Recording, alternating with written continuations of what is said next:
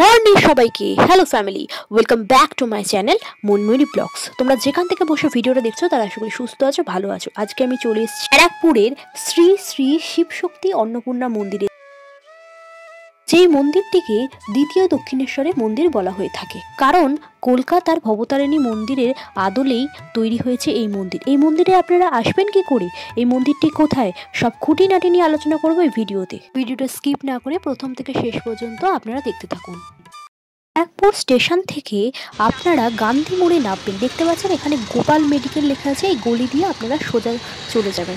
দেখুন ঠিক তার উল্টো দিকে আপনাদের টোটো বা অটো ঠিক 15 টাকা ভাড়া দিয়ে স্টেশন থেকে আপনাদের এখানে নামাবে।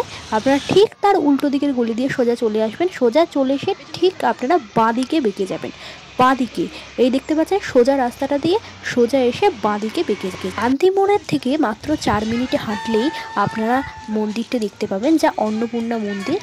আমি এখন চলে এসেছি অন্নপূর্ণা মন্দিরের একদম সামনে। এই হচ্ছে অন্নপূর্ণা মন্দিরের ঢোকার গেট। এই মন্দিরটি সকাল 9টা থেকে বেলা 1টা অবধি আর বিকেল 4টে থেকে 8টা অবধি খোলা থাকে। উত্তর 24 পরগনা জেলায় হুগলি নদীর তীরে ব্যারাকপুরেই রয়েছে এই অন্নপূর্ণা মন্দির। এই মন্দিরটি দ্বিতীয় দক্ষিণেশ্বর মন্দির নামে পরিচিত।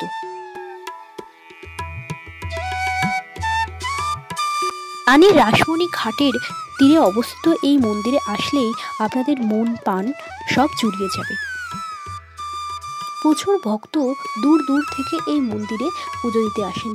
এই মন্দিরে সোনার অন্নপূর্ণা মা আর অষ্টধাতুর ভোলা মহেশ্বর প্রতিদিন এই মন্দিরে পূজিত হন। এমনকি সোম থেকে শুক্র পর্যন্ত মা অন্নপূর্ণাকে মাঝমুখো দেওয়া হয়ে থাকে।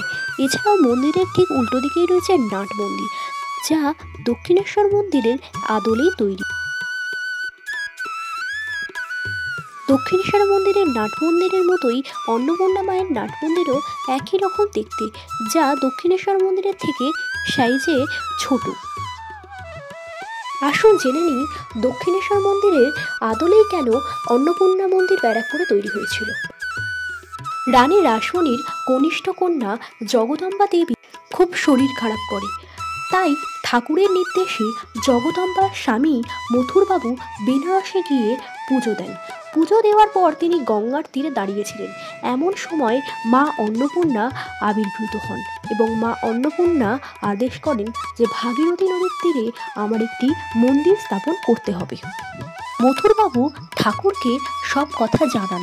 তারপর তিনি জমি দেখতে আসেন ভাগীরথী নদীর তীরে। বেলগাছার নিচে এসে তিনি হঠাৎ ঘুমিয়ে পড়েন। তখন মা অন্নপূর্ণা আদেশ করেন দক্ষিণেশ্বর মন্দিরের আদলেই তৈরি করতে হবে মায়ের অন্নপূর্ণা মন্দির। এই মন্দিরে মা অন্নপূর্ণা ছাড়াও 6টি শিবলিঙ্গ রয়েছে। মায়ের নির্দেশে 1875 সালে এই মন্দির স্থাপন করা হয়।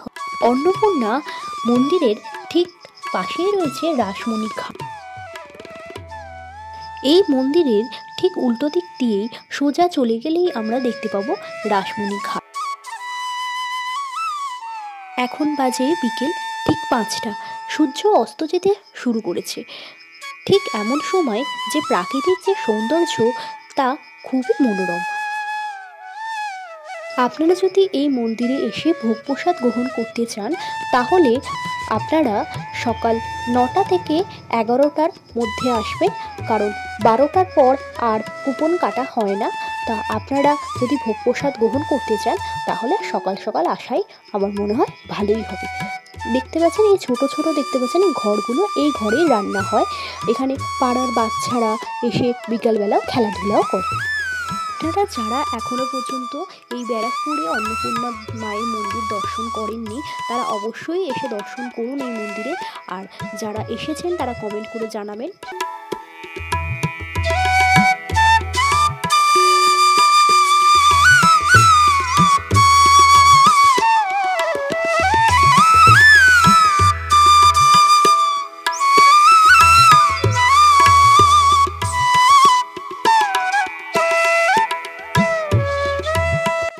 যারা এখানে প্রি ওয়েডিং শ্যুট করতে চান তারা এখানে আমি দিয়ে দিয়েছি কন্ট্যাক্ট নাম্বারটা, আপনারা পজ করে দেখে নেবেন। আর ভিডিওটা কেমন লাগলো আমাকে অবশ্যই কমেন্ট করে জানাবেন।